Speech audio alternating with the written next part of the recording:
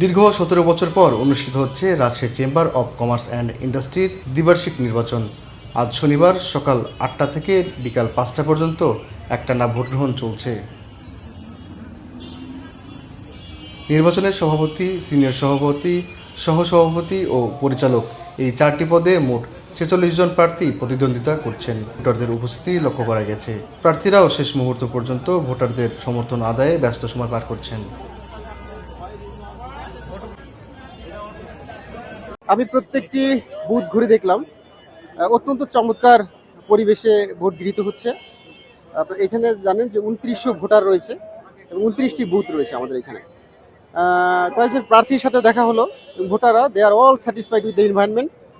আমাদের এখানে ম্যাজিস্ট্রেট রয়েছেন ২ জন এবং পুলিং অফিসার আমাদের অতিরিক্ত জেলা ম্যাজিস্ট্রেটও উপস্থিত রয়েছেন। আপনারা জানেন যে ঢাকা থেকে অবজারভার এসেছেন এবং তারা সবাই সন্তুষ্ট পরিবেশে। আমি আশা করি ত্রয়োদশ জাতীয় সংসদের মধ্য দিয়ে যে অবাধ, নিরপেক্ষ এবং সুন্দর ভোটাধিকার প্রয়োগ শুরু হয়েছে, প্রত্যেকটি ইলেকশনেই আমরা অত্যন্ত সুন্দরভাবে নিতে সক্ষম হব। সভাপতি পদে ৩ জন প্রার্থী প্রতিদ্বন্দ্বিতা করছেন। সিনিয়র সহসভাপতি ও সহসভাপতি পদেও রয়েছে হাড্ডাহাড্ডি লড়াই। তবে সবচেয়ে বেশি প্রতিদ্বন্দ্বিতা হচ্ছে পরিচালক পদে, যেখানে ৩৭ জনের বেশি প্রার্থী অংশ নিয়েছেন। দীর্ঘ ১৭ বছর পরে চেম্বার অফ কমার্সে একটা আনন্দমুখর পরিবেশে ভোট হচ্ছে এবং এখানে প্রায় যা দেখা যাচ্ছে তাতে আনুমানিক 80% ভোটার উপস্থিত হয়েছে। এগুলো বিগত ১৭ বছর সেসব ক্ষেত্রে এবং সেসব জায়গায় হাত দেওয়া হয়নি, আমরা সেগুলো হাত দিব বলে আমরা আশা করছি।